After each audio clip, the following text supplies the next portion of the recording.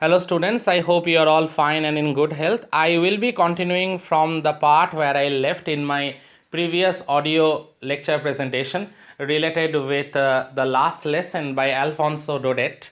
So let me continue. As you came to know that M. Hamel already declared by standing on the podium that this is the last French lesson and from tomorrow German will be taught, as the orders came in both the provinces of Alsace and Lorraine that German will be taught instead of French. So now let's see. What a thunderclap these words were to me, because he dreaded French language and French grammar. So it was a huge respite for him. Him means for the kid, Franz. Oh, the wretches! That was what they had put up at the town hall. Now he realized that everyone was dead serious. Everyone was very much serious while they were reading the news that was pasted in the bulletin board in the town hall. Now he realized the seriousness of the issue. My last French lesson. Why? I hardly knew how to write. I should never learn any more. I must stop there then. Now, see, as already been told to you all earlier, that he was not at all interested in studies. He was more interested in spending his time playing outside, and he was very much interested in outdoor activities, many sort of outdoor activities. Studies is something that is not his cup of tea. And very frankly, he is admitting that this is the last French lesson. How it can be? It's like a shocking news for him also, though he dreaded the subject a lot, because he is confessing here that I hardly knew how to write. He doesn't know how to write. I should never learn anymore, and it will be a pathetic thing because he hardly know how to write. And now only he got the information that he won't learn this French language anymore. He had to stop here only. Oh, how sorry I was for not learning my lessons. Now this is a realization that came at the back of his mind, that how he neglected the French lessons. He was not at all serious in the class. He used to sit in the class and warm the benches, whereas his mind used to be outside. Now he can realize it, and he felt very apologetic for that. He felt very sorry for that. Oh, how sorry I was for not learning my lessons, for seeing birds' eggs or going sliding on the sod. It seems that he used to enjoy outside more. He used to climb the trees, he used to search for the eggs of the birds on the trees, he used to roam around the places, all this. That means, apart from studies, apart from books, he used to spend his time outside. He used to love the outside environment more than within the classroom. My books that had seemed such a nuisance a while ago, so heavy to carry, my grammar and my history of the saints, were old friends now that I couldn't give up. Now, for the very first time, it seems that he developed a sort of emotional attachment with his subjects, particularly French subjects. Not only grammar but also the history books. Though he is saying that the books are a bit bulky, not only a bit bulky, they are very heavy, are so heavy to carry. But despite all those things, now it is something that he couldn't give up. So he already started developing a sort of emotional attachment with the subject. Though he got to know from his beloved teacher M. Hamel that from tomorrow a new teacher will be teaching them and grammar will be taught, but no more French classes. And M. Hamel too, the idea that he was going away, that I should never see him again, made me forget all about his ruler and how cranky he was. Cranky means, you can say, irritating, sometimes very strict and all this. Now he felt sorry for his teacher also, because he will miss him a lot. And not only that, whatever scoldings, okay, how annoying, irritating he was, sometimes scolding him with his ruler, sometimes scolding him verbally, he remembered all those things and he felt sad. Very much he felt sad.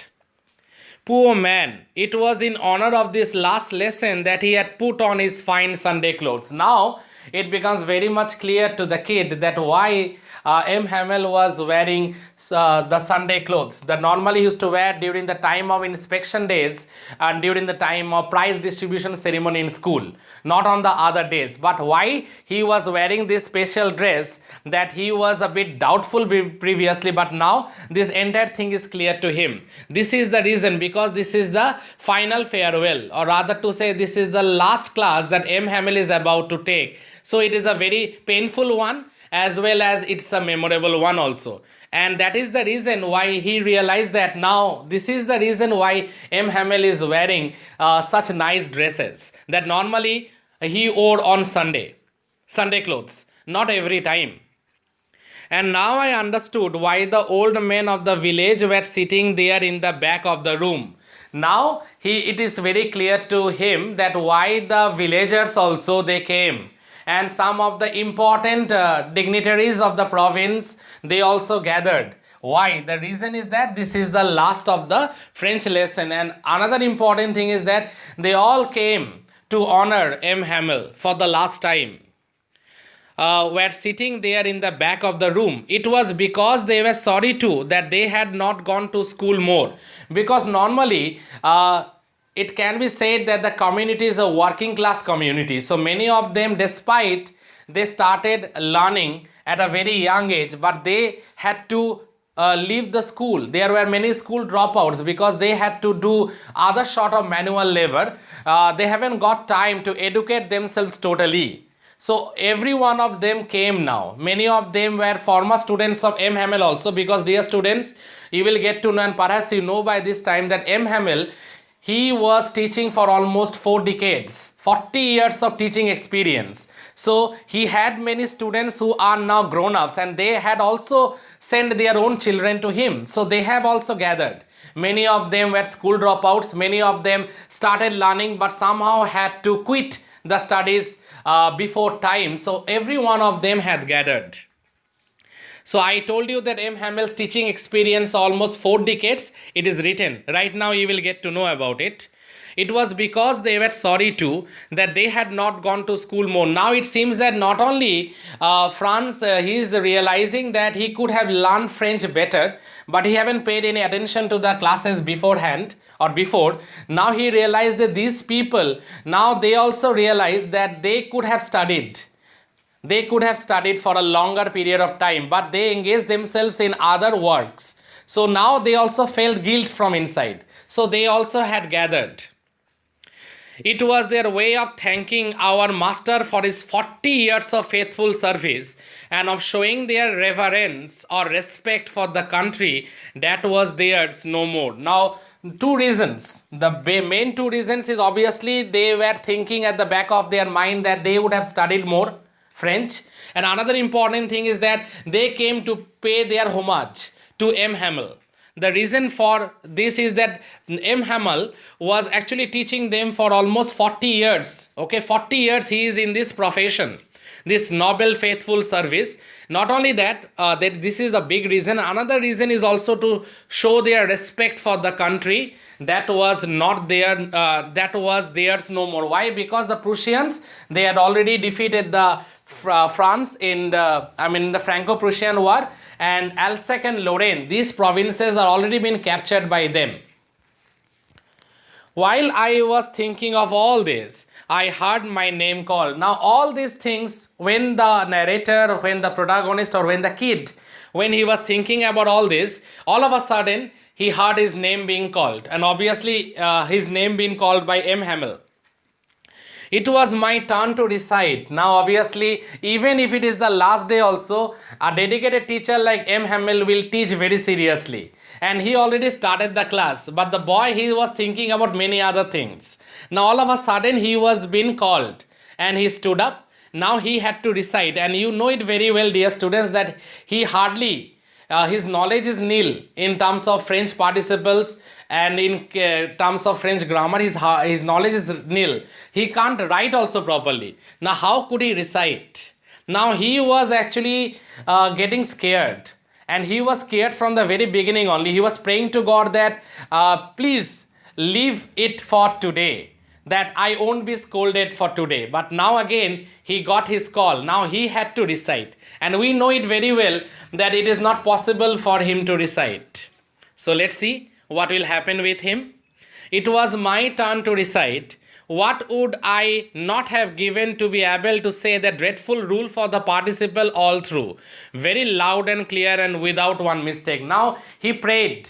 He prayed to God several times previously also, so that he should be bestowed with these blessings, that he can read out the participles, okay, loud and clear without any sort of interruptions as such. But if you don't work hard, if you are not serious in your studies, no matter how much you pray, ultimately the results will be futile. And that happened in the case of this boy also. He prayed many a time, so that whenever he will get a chance for recitation, he will be spot on, he will be loud and clear, and he will recite without any sort of interruptions as such, without any sort of mistake. But ultimately it never happened. But I got mixed up on the first words and stood there, holding on to my desk, my heart beating and not daring to look up. And as usual, it was expected that when he started, he mixed up on the first few lines only, and he stood there totally guilty. And he was holding the desk and he was getting very nervous. He was feeling embarrassed in front of everyone, because not only his friends were there in the class, but even their parents were also there inside the same classroom. So he was getting very nervous. He mixed up, he fumbled in his recitation, and he held on to the desk. He was feeling very uncomfortable. As I told you, he was feeling very embarrassed also. And he had no courage in him to look here and there or to look up. I heard M. Hamel say to me, I won't scold you, little Franz. You must feel bad enough. See how it is. Every day we have said to ourselves, I have plenty of time, I will learn it tomorrow. And now you see where we have come out. Now M. Hamel, he told with some sort of emotions that I won't scold you, because the problem with every one of you is that you all keep the work pending. That no, today we won't do, we'll do it the next day. And ultimately you see where it is coming, where it has led you finally. And now you see where we have come out. That's the great trouble with Alsek. She puts off learning till tomorrow. This is the trouble with this community, with this province. They keep everything pending, and ultimately this is the outcome of that. And now you see where we have come out, and that's the great trouble with Alsek. She puts off learning till tomorrow. Now those fellows out there, that means those Prussian soldiers, he is referring to them, they will have the right to say to you, and here I quote, how is it? You pretend. The meaning of pretend is act falsely. You pretend to be Frenchman, and yet you can neither speak nor write your own language. But you are not the worst, poor little Franz. We have all a great deal to reapproach ourselves with. Now M. Hamel told Franz that you are not only responsible, we are also responsible, and those Prussian rulers or those soldiers who are there outside, they will laugh at us and they will say that you are you can't speak your language properly, you can't write anything properly, you pretend to be Frenchman, but neither you can speak nor you can write. Now we should be blamed for this. And the important thing is that little Franz, you should not be totally blamed for this. Maybe your parents, and maybe to some extent I am also responsible for this, for your lack of knowledge regarding your mother tongue. Your parents were not anxious enough to have you learn. Your parents, they were not anxious enough to have you learn. They preferred to put you to work on a farm or at the mills. They were always preferring so that you can do a bit of part-time labor, so that you can earn some money for the family. They haven't preferred, from the core of their heart, they haven't preferred to make you study. They were always very eager to send you to work outside so that you can earn some money. And I have been to blame also. Have I not often sent you to water my flowers instead of learning your lessons? And when I wanted to go fishing, did I not just give you a holiday? And I am also to be responsible for this. Not only your parents are indeed responsible, because They were not anxious to make you learn. They were more serious to let you work somewhere else in the farms or in the mills so that you can earn some bit of money for them. And not only your parents, to some extent I am also responsible, as M. Hamel is trying to say, because many a times I told you to water my the flowers in my garden, and also I went to fishing sometimes. At that time I called off the classes, so I am also responsible to some extent. Then from one thing to another, M. Hamel went on to talk of the French language, saying that it was the most beautiful language in the world. Then from one thing to another thing, then M. Hamel went on praising the French language, saying that it is one of the most beautiful language in the world, the clearest, the most logical, that we must guard it, we must protect it amongst us and never forget it, because when people are enslaved, as long as they hold fast to their language, it is as if they had the key to their prison. Now this is a very important statement. What M. Hamel is trying to say, that as long as you have a tight grip, as long as you have a tight hold over your language, no matter how much your body is imprisoned, still you have a way out. Still you have the knowledge of learning your mother tongue. But if you are illiterate and if you are imprisoned, then you are imprisoned for life if you don't have the knowledge regarding your mother tongue also. And obviously, if you have knowledge about your mother tongue, then no matter if you are imprisoned, it will be a key to their prison, or rather to say, it is a key. It will be something that will be, at least will release you from the drudgery and the bondage of the prison life, if you are well acquainted with the knowledge of your mother tongue. But alas, you don't have any knowledge, neither you, most of your friends also. That is what M. Hamel is trying to say. Then he opened a grammar and read us our lesson. I was amazed to see how well I understood it. All he said seemed so easy I think too. I had never listened so carefully. Now again he went on teaching us, and for the very first time Franz was serious in the class, and he felt very amazed, rather to say he was very surprised, because it seems that everything that he learned that particular day, it was well accessible to him. On previous occasion, his mind used to roam around outside the school classroom, but that particular very day he was very serious, and to his surprise he realized that he understood everything that was being taught. All he said seemed so easy. I think too that I had never listened so carefully. Now he realized that I could have learned it earlier also, but the main problem with me that I haven't listened so carefully. But that particular or that very day, he listened very carefully, with lot of patience. M. Hamel taught them, and everyone, including Franz, they listened to M. Hamel with rapt attention. And everything seemed very easy on that particular day for Franz. I had never listened so carefully. He admitted that he never ever listened so carefully, but that particular day he listened to it very carefully, and that he never explains everything with so much patience. And it seems that M. Hamel is also teaching with lot of patience, and he realized that M. Hamel is also teaching with lot of dedication.